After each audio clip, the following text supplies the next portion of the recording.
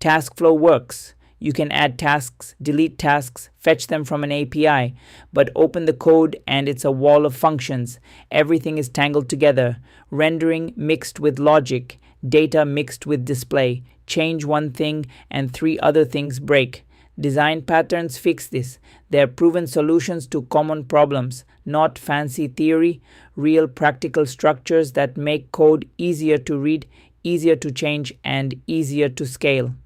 In this video, you'll learn 5 essential patterns. The module pattern for encapsulation, the observer pattern for event-driven communication, the factory pattern for creating objects, the singleton pattern for shared state, and MVC, Model View Controller, the architecture that separates data, display, and logic. By the end, TaskFlow will be refactored into clean MVC architecture.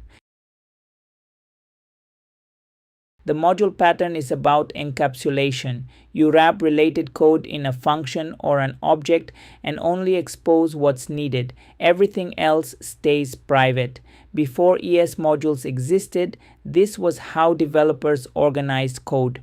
You create a function that returns an object with public methods. The internal variables stay hidden inside the closure. Outside code can call the public methods but can't touch the private state. This prevents naming collisions and keeps implementation details hidden. Think of it like a vending machine. You press buttons on the outside, but the machinery inside is sealed off. Now the observer pattern, also called publish subscribe or pub sub. It's how one part of your app talks to another without them knowing about each other. You have a publisher that emits events and subscribers that listen for those events. When the publisher fires an event, all subscribers get notified. Think of a YouTube channel. You subscribe. When a new video drops, you get notified. The channel doesn't need to know who you are. In code, you create an event bus with subscribe, unsubscribe, and publish methods. Components subscribe to events they care about.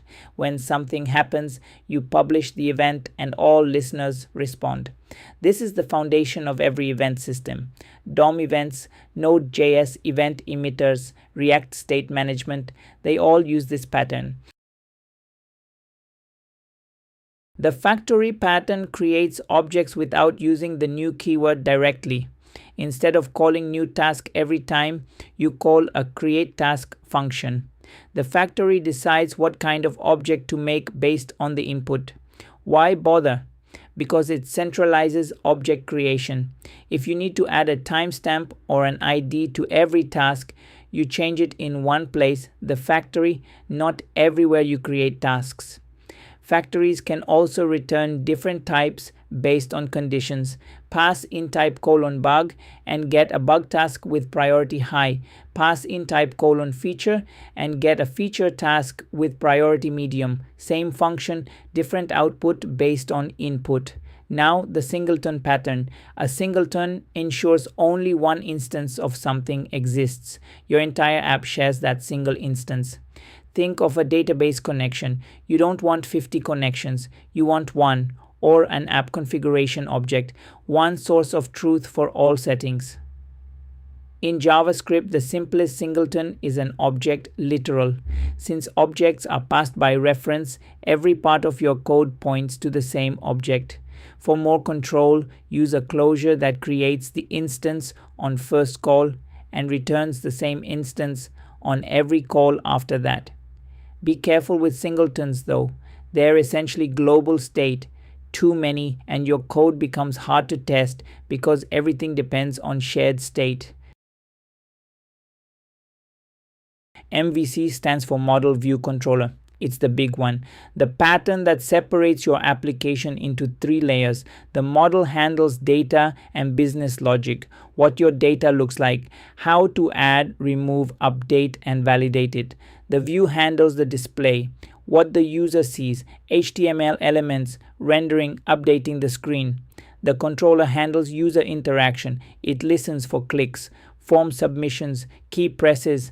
It takes user input, talks to the model, and tells the view to update. Here's the flow. The user clicks a button. The controller catches that click. The controller tells the model to update the data. The model updates and notifies the controller. The controller tells the view to re-render with the new data. No layer talks to a layer it shouldn't. The model doesn't know about the view. The view doesn't know about the model. The controller is the middleman connecting them. Why does this matter? Because you can change the view without touching the model. You can swap the data source without changing how things look. You can test the model in isolation because it has no dependencies on the UI. MVC is the foundation of frameworks like Angular, Django, Ruby on Rails, and Spring. Design patterns are powerful, but they're not always the answer. Here's when patterns help. When your code is growing and getting hard to follow, patterns add structure. When multiple developers work on the same code base, patterns create shared conventions. When you keep solving the same problem, patterns give you a proven template when you need to change one part without breaking others. Patterns isolate concerns, but here's when not to use patterns. When your app is small, a 50-line script doesn't need MVC. When the pattern adds more code than it saves. If the abstraction is heavier than the problem, skip it. When you're using a pattern just because it sounds smart, pattern for the sake of pattern is called over-engineering. The rule is simple. If a pattern makes your code easier to understand and change, use it. If it makes your code harder to follow, you've over-engineered it. Start simple. Add patterns when the pain of not having them outweighs the cost of adding them. Let's refactor TaskFlow into MVC architecture. First, the task model. It manages the task array. It has methods to add a task, remove a task, toggle completion, and get all tasks. The data lives here. The rules live here. No rendering, no DOM, just pure data logic. Next, the task view. It takes an array of tasks and renders them to the DOM. It creates list items, checkboxes, delete buttons. It also has a method to get the input value from the form. The view knows how to display things but doesn't decide what to display. Finally, the task controller. It connects model and view. It initializes the app, sets up event listeners on the form and the task list. When the user submits a task, the controller calls model.add, then calls view.render with model.getAll. When the user deletes a task, the controller calls model.remove, then re-renders. Each piece is independent. You could swap the view for a React component without touching the model. You could swap the data source from an array to an API without changing the view. That's the power of MVC. Let's recap what you learned. Module pattern, encapsulate code with closures. Public API, private internals. Observer pattern, publish, subscribe for decoupled communication. Factory pattern, centralize object creation with flexible output. Singleton pattern, one shared instance for global state. MVC, model for data, view for display, controller for logic. And you learned when to use patterns and when to keep it simple. Phase 3 is complete. TaskFlow is a fully functional vanilla JavaScript app with modular code, async API calls, and MVC structure. In the next video, we start phase 4, TypeScript types, interfaces, and generics, catching bugs before they happen. See you in the next one.